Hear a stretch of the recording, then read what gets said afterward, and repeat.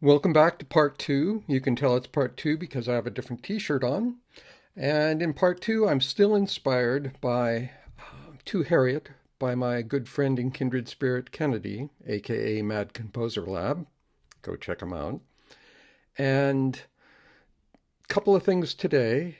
Talk about titles and then talk about a road I went down but got stumped at on, okay, for the creative process. Titles. Uh, you can see on my SoundCloud that I now have, I think, 5 pieces up there. There they are. To Harriet, a solemn song, surge, floating, flight, and train sketch. What I find in the process is that's where titles come to me.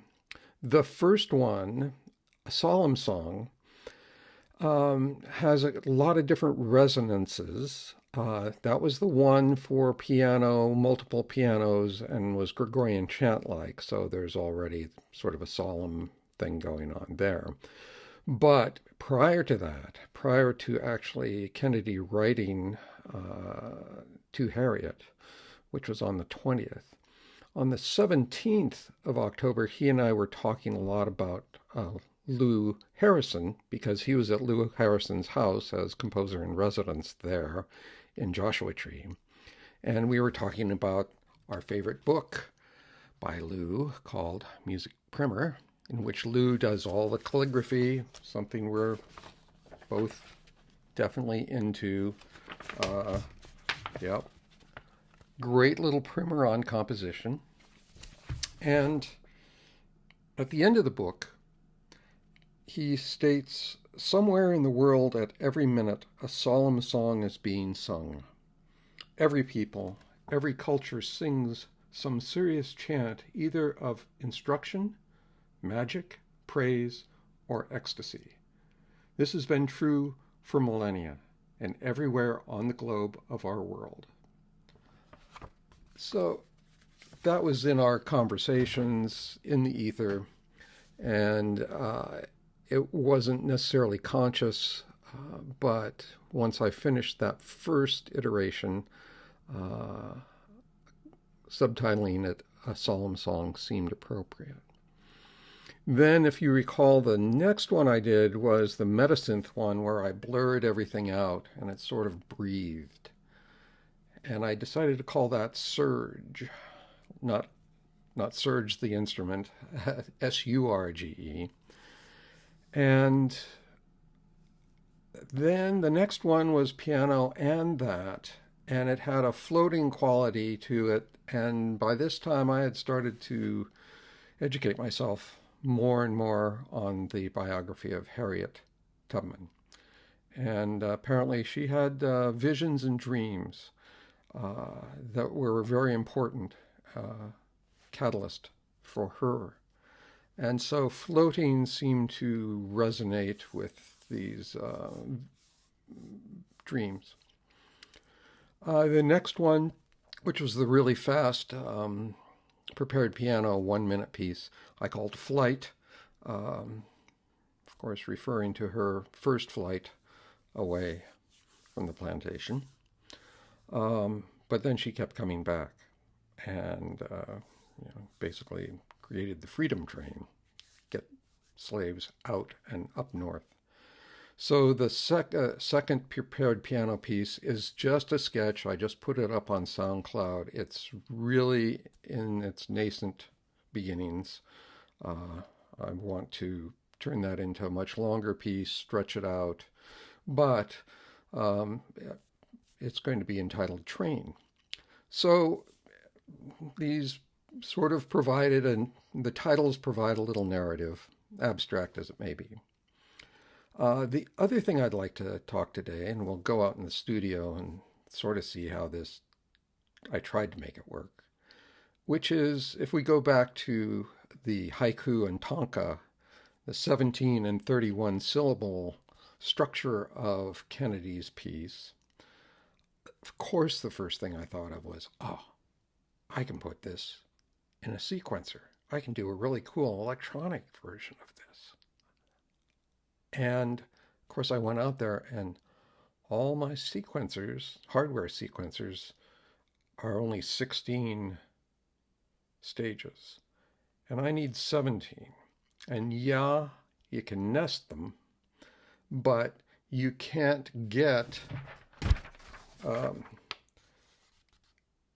you'll notice these 17 notes looking at the top line.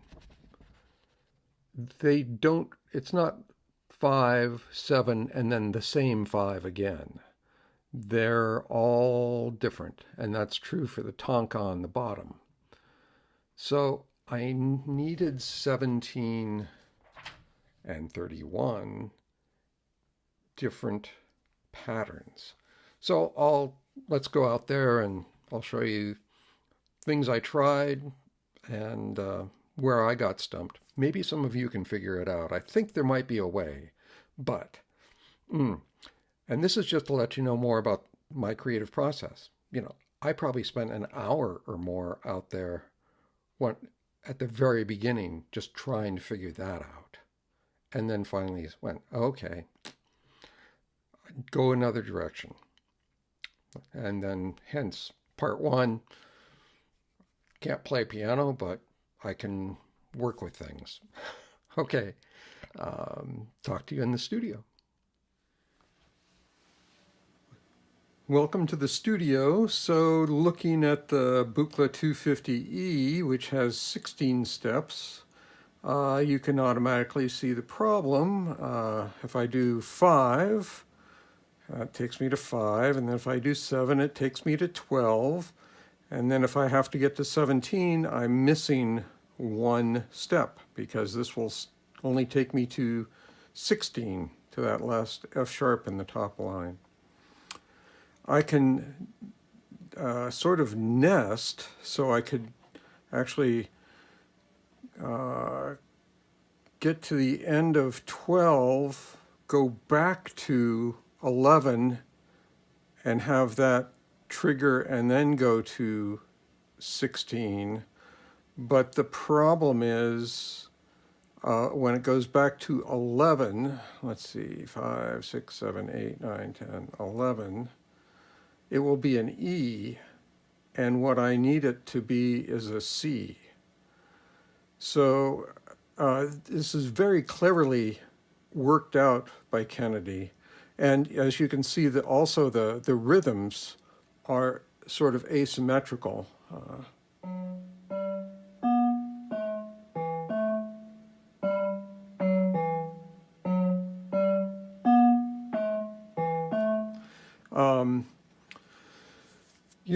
Playing it backwards, which is also part of the deal, as you play the whole thing forwards, then play it backwards, and that constitutes a complete iteration. That probably wouldn't be a problem, playing it backwards. But then I'm stuck here with how do I get 31 notes out of this? I guess the overdubbing would be possible, or doing this in segments, but I didn't have the intestinal fortitude to go there. And let's now take a look over at the Marf. Likewise, it has 16 steps, and you can do some nesting and going back, but it's still the same problem.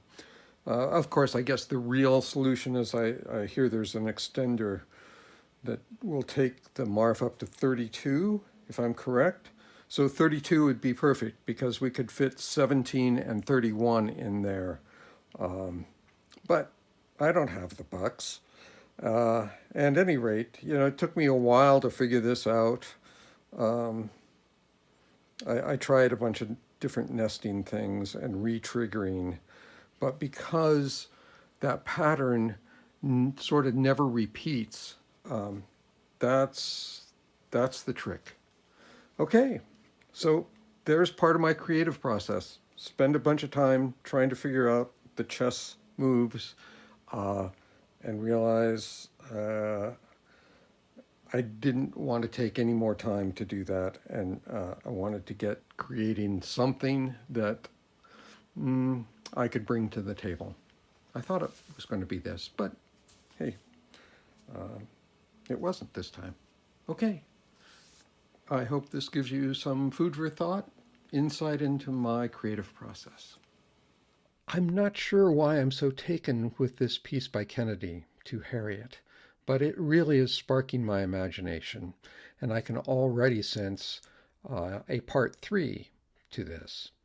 Um, when I listen to the original, just the piano performance, it reminds me of Satie, Eric Satie, and Maurice Ravel. And so now my brain is starting to think, how about orchestrating this? That's a whole nother ballgame. So stay tuned, and I'll see you next time. Thanks so much. Ciao.